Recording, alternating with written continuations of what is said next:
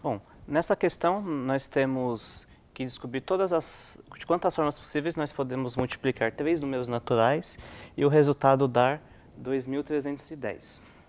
Bom, primeiro coisa que a gente pode fazer é fatorar 2.310 em seus fatores primos.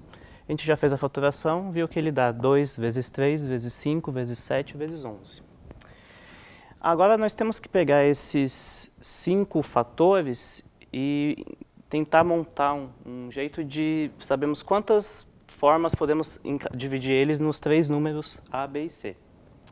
Uma coisa que é importante citar, que existe uma possibilidade de eu ter todos esses números multiplicados por 1. É uma possibilidade. Com isso, a gente pode dividir em alguns casos para fazer essa contagem. Por exemplo, eu posso ter que o número A é o número 1 mesmo, e o número B pode ser algum desses fatores aqui. Eu não vou representar qual que é ele, porque pode ser qualquer um. Então vamos representar pela letra M, por exemplo. Então a gente tem que o B pode ser M, sendo que o M é qualquer um desses 5 números aqui, dos 2 a 11. E, por consequência, aqui, quando a gente for escolher o próximo número, nós temos os outros 4 números para compor o C. Então, a gente tem aqui a possibilidade de ser o N, vezes o P, vezes o Q, vezes o R, sendo N, P, Q, R também qualquer um desses números aqui. Bom, vamos ver nesse caso quantas possibilidades a gente tem. Bom, aqui, para o A, a gente tem uma possibilidade só, porque já está completamente definido. Para o B, de quantas formas a gente pode escolher o M dentro de alguns desses números? Bom, há 5 possibilidades, que eu posso escolher qualquer um deles, sem restrição. E, para escolher o restante, eu tenho apenas uma possibilidade, porque se eu já escolhi o M, por consequência, eu já escolho todos os restantes. Então, aqui eu tenho uma possibilidade. Portanto, aqui, nesse primeiro caso, eu tenho 1 vezes 5 vezes 1. Isso aqui dá 5 possibilidades. Tá? Vamos analisar um outro caso, parecido com esse. O caso seria eu ter o primeiro termo ser o número 1, o segundo ser, em vez de ter só um desses 5 fatores, ter 2 deles. Então, eu teria um M vezes um N, e o restante seriam os restantes, P, Q e R. Bom, vamos ver quantas possibilidades nesse caso nós temos. Bom, aqui já tenho 1 determinado. Aqui eu tenho, para escolher o valor M, eu tenho 5 possibilidades, porque pode ser qualquer um deles. Para escolher o número N, eu tenho 4, porque eu já escolhi 1, sobrou 4 possibilidades.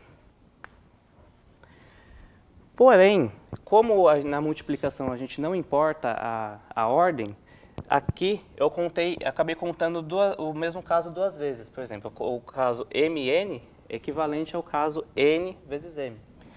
Então, como eu contei 2 vezes, aqui ao todo eu posso dividir por 2, porque eu contei dobrado.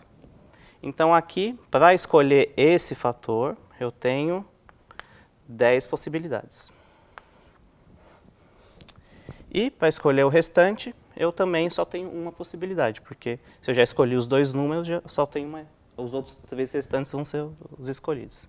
Portanto, nesse primeiro caso, eu tenho 1 vezes 10 vezes 1. Portanto, aqui eu tenho 10 possibilidades. Bom, agora vamos para o terceiro caso. O terceiro caso seria um que não aparece o número 1 aqui, e sim que aqui fosse algum desses fatores. Então, o caso seria M, número M. Para o B, eu teria que escolher um outro número, N, e o restante aqui no C, o P, Q e o R. Bom, vamos ver quantas possibilidades eu posso montar isso. Para o número M, eu posso ter 5 possibilidades, porque eu posso escolher qualquer um deles. Para o N, eu tenho 4, porque eu já escolhi 1, eu só tenho mais 4 possibilidades. Aqui, eu só tenho uma possibilidade, porque são todos os números restantes da montagem. E um fato importante aqui é que aqui se eu simplesmente fazer a multiplicação de 5 vezes 4 vezes 1, eu vou estar contando o caso em que o m aparece aqui e o n aqui, e o caso que o n está aqui aparece aqui, como sendo casos diferentes. Mas é o mesmo caso, porque na multiplicação, se eu trocar, os fatores não alteram o produto. Porque o b ser o n e o a ser o m é a mesma coisa que se fosse ao contrário. Então aqui eu teria 5 possibilidades vezes 4, dividido por 2, porque são os casos dobrados, vezes 1 que eu tenho aqui. Portanto, aqui eu tenho 10 possibilidades. E o último caso que nós temos seria de a gente ter aqui no A ser um fator só, no B a gente ter 2 fatores, o N e o P, e no C ser os outros 2 fatores, que é o Q e o R. Bom, vamos analisar de novo. Para a gente escolher o M, eu posso escolher de 5 formas. Então aqui eu tenho 5 possibilidades.